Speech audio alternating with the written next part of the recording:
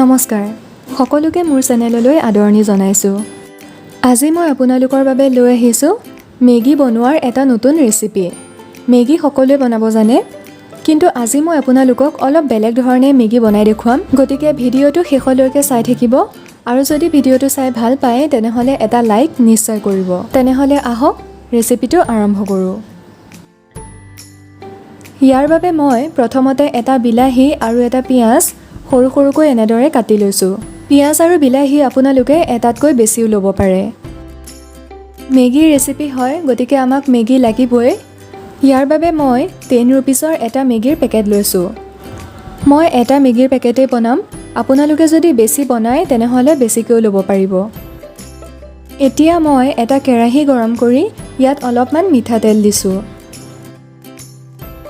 যেতিয়া তেলখিনি গৰম হ'ব তেতিয়া ইয়াত মই কাটি লোৱা পিঁয়াজখিনি দি ল'ম। প্ৰথমতে পিঁয়াজখিনি দিম আৰু অলপ সময় ভাজি ল'ম। মেগী বনাবলৈ বহুত সহজ হয় আৰু বেছি সময়ো নালাগে। 5 মিনিটমানৰ ভিতৰত এইখিনি বনাই হৈ যায়। মেগী বনোৱাৰ আটাইতকৈ সহজ উপায় হ'ল মেগীখিনি সিজাই বনোৱা। মেগীখিনিত অলপ পানী দি মছলাখিনি দি সিজালে সেইখিনি হৈ যায়। বেছিভাগ সময়ত তেনেকৈয়ে বনাই খোৱা হয়, কিন্তু সদায় একেধৰণেই খাই আমনি লাগে। সেয়েহে মই আপোনালোকৰ বাবে এইটো ৰেচিপি লৈ আহিছোঁ। এনেদৰেও বনাই খাই চাব পাৰে কেতিয়াবা। ইয়াত মেগীৰ টেষ্টটো বহুত ভাল হয় আৰু সময়ো কম লাগে। পিঁয়াজখিনি 1-2 মিনিটমান সময় ভাজি লোৱাৰ পিছত ইয়াত কাটি লোৱা বিলাহীখিনিও দি দিম আৰু অলপ সময় ভাজি থাকিম। এনেধৰণে মেগী বনাই আপোনালোকে ঘৰত যদি কোনোবা সৰু ল'ৰা ছোৱালী থাকে তেনেহ'লে টিফিনত দিবও পাৰে আৰু কেতিয়াবা আপোনালোকৰ মন গ'লে সন্ধিয়া বনাই খাবও পাৰে। আপোনালোকে প্ৰথমতে এবাৰ নিজেই বনাই খাব আৰু তাৰপিছত কেনেকুৱা হৈছে মোক নিশ্চয় জনাব। এতিয়া ইয়াত মই মেগী মছলাৰ পেকেটটো দি দিছোঁ। আটাইখিনি ভালদৰে এবাৰ লৰাই ভাজি ল'ম।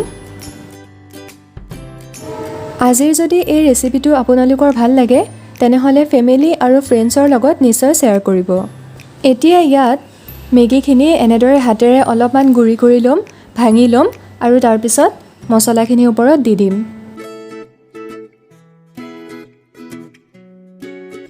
আৰু পুনৰ আটাইখিনি 2 মিনিটমান সময় ভাজি ল'ম।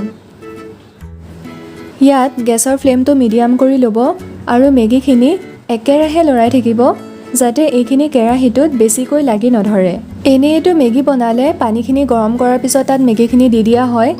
মেগীখিনি সিজাই বনালে তেনেদৰে বনোৱা হয়, কিন্তু আজি মই মেগীখিনি সিজাই লোৱা নাই। প্ৰথমতে পেকেটৰ পৰা উলিয়াই মেগীখিনি অলপমান ভাঙি লৈ ইয়াত দি দিছোঁ। এইখিনি অলপমান সময় ভাজি লৈহে ইয়াত মই পানী দিম, কাৰণ এইখিনি অলপমান সিজিবও লাগিব। সেইকাৰণে ইয়াত 1 চামুচ বা 2 চামুচ মই পানীও ব্যৱহাৰ কৰিম। 1 চামুচ পানী মই ইয়াত ইতিমধ্যে দিলোঁৱেই। এতিয়া মই আৰু 1 চামুচ পানী ইয়াত দি দিম। পানীখিনি দিয়াৰ পিছত এইখিনি এবাৰ ভালদৰে লৰাই ল'ম আৰু 1 মিনিটৰ বাবে এইখিনি ঢাকি দিম। 1 মিনিটৰ পিছত মেগীখিনি আমাৰ ৰেডি হৈ গ'ল। এইখিনি ভালদৰে সিজি গৈছে কাৰণ এইখিনি মই ঢাকি দিছিলোঁ। এতিয়া এইখিনি এবাৰ ভালদৰে লৰাই দিম আৰু গেছটো অফ কৰি ছাৰ্ভ কৰিবৰ বাবে প্লেট এখনত উলিয়াই ল'ম। ইয়াত মই মাত্ৰ 2 চামুচ পানী ব্যৱহাৰ কৰিছোঁ। একদম বেছি পানীও ব্যৱহাৰ কৰিব নালাগে, কাৰণ মেগীখিনি ভজাৰ পিছত অলপমান যেতিয়া শুকান শুকান হৈ থাকে তেতিয়া ইয়াৰ টেষ্টটো বেছি ভাল হয়, কাৰণ সেইখিনিত মছলাখিনি বেছি ভালকৈ লাগি থাকে। আপোনালোকে ইচ্ছা কৰিলে ইয়াৰ ওপৰত কেঁচা বিলাহী আৰু পিঁয়াজ সৰু সৰুকৈ কাটি গাৰ্নিচিঙৰ কাৰণে ব্যৱহাৰ কৰিব পাৰে। মই অলপমান টমেটো চচ আৰু কেঁচা পিঁয়াজ ব্যৱহাৰ কৰিছোঁ। খুব সহজতে আৰু কম সময়তে হোৱা মেগীৰ এই টেষ্টি ৰেচিপিটো আপোনালোকেও ঘৰত এবাৰ বনাই চাব আৰু কেনেকুৱা পাইছে মোক কমেণ্ট বক্সত নিশ্চয় জনাব।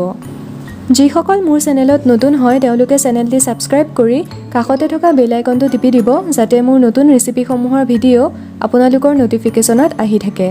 তেনেহ'লে আজিলৈ আহিছোঁ, পুনৰ এটা নতুন ৰেচিপি লৈ আপোনালোকৰ মাজলৈ আহিম। ধন্যবাদ।